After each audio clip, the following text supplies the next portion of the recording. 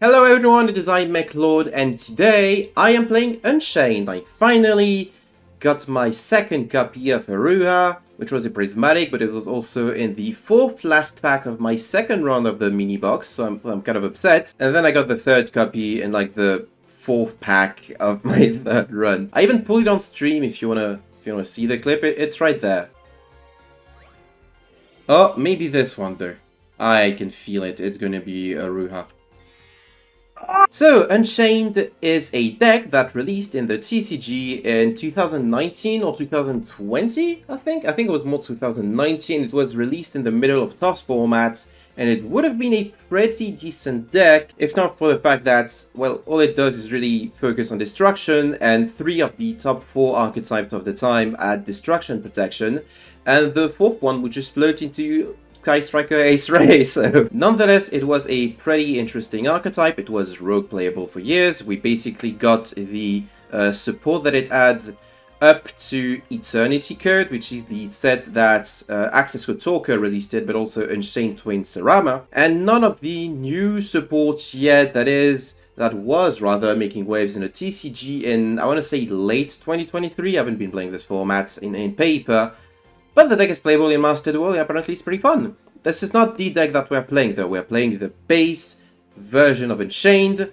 as it was released 5 years ago, Jesus Christ. So, quick rundown of the cards and what they do. The Unchained Twins, Aruha, Rakia, and Sarama all float upon being destroyed by an effect other than their own, or by battle, into an Unchained monster from your hand or your deck, which gives this deck a lot of, like, floatability, I don't know if that's the word, and this is basically pretty hard to random out of resources if you're using destruction as your primary means of removal. As for what they do individually, well, Aruha can pop a card on your field to special itself, Rakia can quick effect pop a card on your field, and Sarama can select an Unchained card in your graveyard, set it to your field, and then destroy a card on your field as well.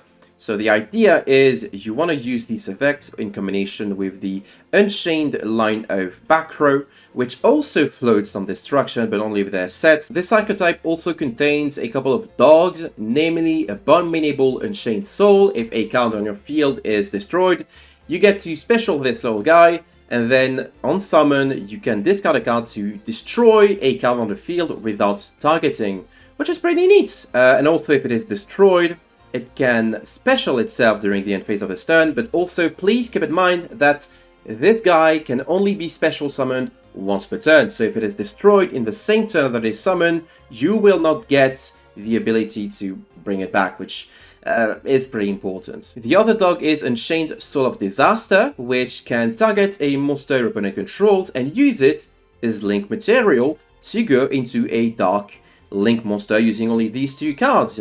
In the TCG, you'd go for IP Masquerada, but here, the only option that we have is Unchained Soul of Rage, which has the same effect, but has a quick effect. So you can target a special summon monster opponent controls, and during their main phase, you can link it off for a Dark Link monster, which can be Unchained Soul of Vanquish, which has the exact same effect as the Unchained Soul of Disaster, the little blue doggy, main deck doggy, but you can also go for Nightmare Unicorn, which is a Dark Fiend monster, which is pretty funny. And the final boss monster of the archetype is of course Unchained Abomination, which when a card is destroyed by battle or card effect can destroy a card, and during the end phase it also destroys a card, so it's a card that really likes destroying stuff. It's a really mean doggy. As far as back row is concerned, you have Abomination Prison, which searches any Unchained card. It's not an Unchained card itself, so it can't search itself, and it can't be brought back with the effect of Sarama, so keep that in mind. I'm only playing 2 because I only have 2. If I had a third copy, I'd be playing the third copy. Abominable Chamber of the Unchained, which is Monster Reborn, I guess, as a trap. What's the name of the card? Back to the Front? Yeah, I guess that's it. It can also special from hand, which can come up sometimes. And Escape of the Unchained, which destroys an Unchained monster you control and any other card on the field. Which does trigger your Unchained monster's floating abilities, and also all of the back row share the if it is destroyed by card effect when they were set, you get to special summon Unchained monster from your deck, which is pretty cool. Set of ratios doesn't seem too bad. I've seen lists experiment with 3 Rakias instead of 2. Rakias that have this downside of locking you into Fiend types for the rest of the turn, which does mean that it has negative synergy with Ice Dragon's Prison, which I've chosen to run as my deck card of choice. You do not have to run Ice Dragon's Prison, you can just cut them off and play a list without them. I just like having Ice Dragon Prison because it is pretty good in the current metagame. But if you're not a fan of Ice Dragon Prison, you can of course play Forbidden Chalice, which also a pretty decent card in the current format. Mystical Space Typhoon, also pretty decent. You can sometimes use it to pop your own cards, although that's maybe not the greatest option. And this is why I'm playing Storm as a one-off. This card definitely can come back to 3. And sometimes it goes crazy. Best case scenario, clear 2 back row your opponent controls, and you get to special summon 2 Unchained monsters from your deck, which is pretty insane. As for the skill, the deck doesn't really depend on any one particular skill, so you can play a skill such as Fiend's Exchange, which I personally appreciate. It's basically a switcheroo for level 5 Iron Fiends, but you have to activate it at the beginning of your main phase, which is something that I always forget about. And then I set a card, and I'm like, I can't activate my skill anymore. I'm an idiot. Don't be like me. Alright, I think I've pretty much covered everything I wanted to say about this deck on paper. I'm just going to show you a couple of replays now, so you can judge me and judge the deck for its own merits. This replay is going to be a cog replay against plants, or rather the Sunseed slash Avalon slash, I forgot what's the third archetype. Sunvine, that was the third I was thinking about. And I'm going second, which is kind of what you want to be with this deck, because it does have a rather weak turn 1 end board, but I'll talk more about that later. So, my opponent's just going to do their plant combo. You know, they open the Genius Loci, they're going to go into Dryas, and then from Dryas, they're going to get the Sunsign. No, they already opened it. Never mind, but they're still going to be able to activate it, get a Shadow into rotation, and then use the Dryas effect to summon the Gardener, and then link the Shadow and the Dryas into a Dryades, use the Shadow to special another Dryades. That was pretty cool. Then link the Gardener, the Dryades, into a Melias, which is going to summon another Loci, or the same Loci from Grave, rather. What was I doing when they were doing that combo? I don't know, I think I was just not paying much attention, I guess. Now is a good time to mention that you can also be playing end traps, you know, in flex spots of this deck. It doesn't have that many flex spots, you know, but you can replace the ITPs with like Skullmeisters or DD Crows. And oh, this is their turn 1 end board. So there's the Bengal Lancer, the Resurgence, a Melias that doesn't do anything, and a mystery set that we don't know what it could possibly be. Anyway, I'm going to activate Abomination's Prison as my first action to get a Ruha. Then I'm going to set the Abominable Chamber to... Sorry.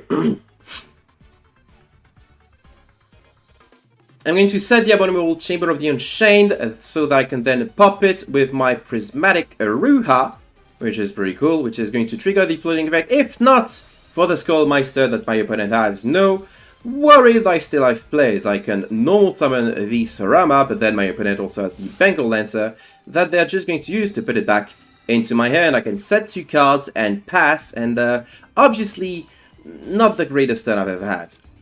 They're going to bounce back the Aruha to my hand, taking another 750. They're going to Lone Fire Blossom for a Sunset Twin. Twin is going to special a Loci, or it would, if not for my IDP.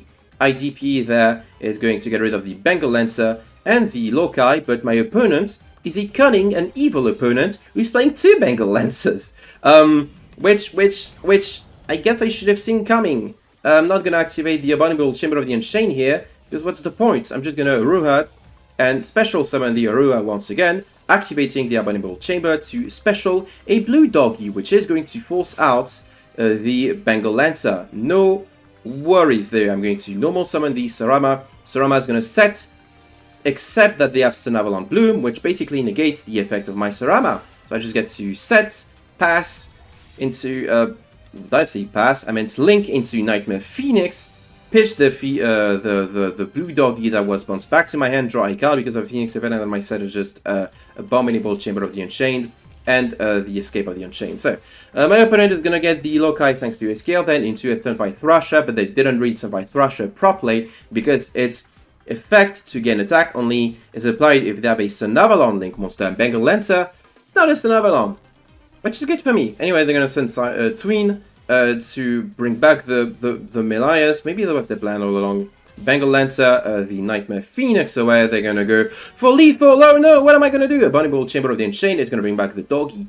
And I'm gonna have to doggy really early if I don't want this to be put back in my hand like it is just now. But I still have the Escape of the Unchained as a little trick I can perform. But I forgot about the Sandvine Sowing Engrave, which is going to protect the Bengal Lancer. Fortunately, Sword of Disaster is going to float into Ruha. That was a mistake. I didn't read Sword of Disaster properly. I thought I was going to put it back in my hand, except it's specials on the field. Which is not good for me. Which is not good for me, dude. That was a huge mistake. I should have gotten the Sarama, and then Sarama would have been able to set fucking anything. I don't know. Anyway, I would have been able to make the Unchained Soul of Rage link to Doggy, and then when they were going to activate Bengal Lancer, I just saying Doggy, and I win the game probably. Anyway, they're gonna set another card, Bengal Lancer, one more time. I am going to Escape of the Unchained one more time to destroy the Bengal Lancer, and the Ahura Bengal Lancer's effect is only one effect per turn, only once that turn, so they're not going to be able to bring it back from grave. And I'm going to be able to put the Rakia, and then I just win, because I've ranked them out of resources, which is a thing that you can do in Unchained. You can sometimes win a grind game.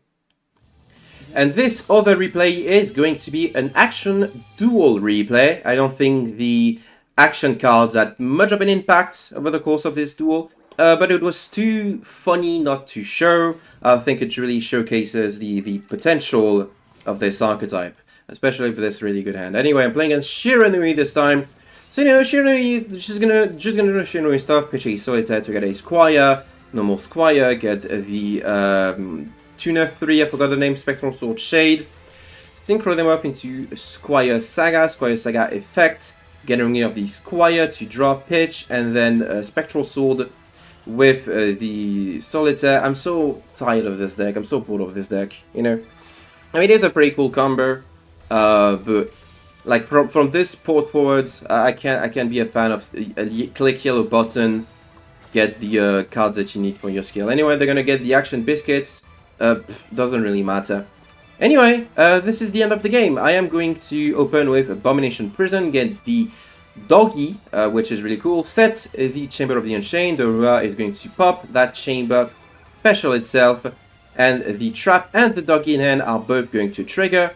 So, Trap is going, no, Doggy first is going to special itself, and then Trap is going to get me Sarama.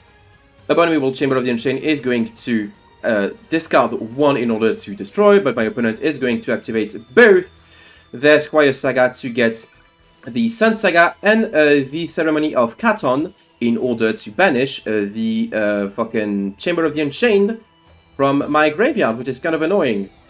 So, and then a lot of things happen in this scene. The Ceremony of Katon banished the Solitaire, which is going to bring back the Squire, and then the Sun Saga destroys my Abominable Unchained Soul. Because it was special summoned that turn, that means I'm not going to be able to summon it again. So, Rakia is just going to destroy Aruha, and Aruha is going to float into Doggy. Doggy is going to target the Sun Saga and link them off into Unchained Sword of Rage. I could have just targeted the Skill Saga Supremacy, going for the Link 4, but I want to Link climb some more, so Link to Doggy is here, and then Sarama is going to set the little Doggy, pop the Rakia, and Rakia is going to float into my Prismatic Aruha for no reason whatsoever, but then I can link them off into Unchained Soul of Anguish, the Link 3, which is going to target the Skill Saga and link them off into Unchained Abomination, and I'm going to take action card, Wonder Chance, again, really doesn't matter considering what I do next. So, destroy the thing, Abominable Unchained, it's a good Sword of Disaster, gonna bring back Sword of Rage! Wow, that was such a cool play that I did, there's that, and this is just lethal on board. Wait, actually it was not lethal on board, we would survive with 200, but if it wasn't for the action biscuits that they activated at the beginning of the duel, they would not have had an additional 1000 life points to survive. Anyway, so the action cards didn't matter at all, and I won because I'm a really smart boy. and I'll bring your attention to the fact that I learned that Unchained Soul of Disaster floats into a monster between the previous replay and this replay. So yeah, that was pretty fun.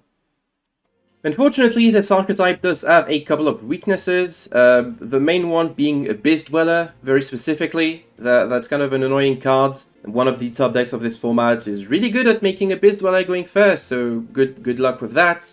And you know, there's no real one-card combo with this deck. You tend to rely on two-card combos, and sometimes your ability to top deck is not the greatest. If you top deck Escape of the Unchained, you're not too happy, which is why a couple of lists that I've seen are only playing 2 to avoid breaking the third. If I had a third Abomination Prison, I'd probably be playing 2 Escape of the Unchained, but I don't. Also, as mentioned earlier, this archetype does nothing but destruction, which can be an issue against, you know, archetypes that are protected against destruction. There are a couple of them, you know, Sacred Beast. Well, if you do get rid of Fallen Paradise, that's not that big of an issue, but you have to get rid of Fallen Paradise. An easier way to get rid of an annoying Sacred Beast monster is just to put 2 8s together into Dengetsu, which you sometimes see in the extra decks of this. I'm not too fond of it. I'd rather be playing 2 Abominations for an hypothetical grind game that I'm probably never getting into, rather than the one of Dengetsu, which doesn't come up all that often. But other than that, it's a really fun archetype. It's really enjoyable. I'm glad that I spent so many gems trying to get the second and third Aruha, and I'm gonna spend even more gems to get the third Prison, which I think is really important for the deck, and maybe the third Rakia, which isn't as important, but I guess it comes up sometimes. Anyway, that'll be it for this video. Let me know what you think about this really cool archetype from the new mini-box. Probably the best archetype from this new mini-box, if we're completely honest, judging by tourney results at least. Thanks for watching once again. Still working on that Scales Are Ruining Duel Links video, I promise. And I will see you all next time.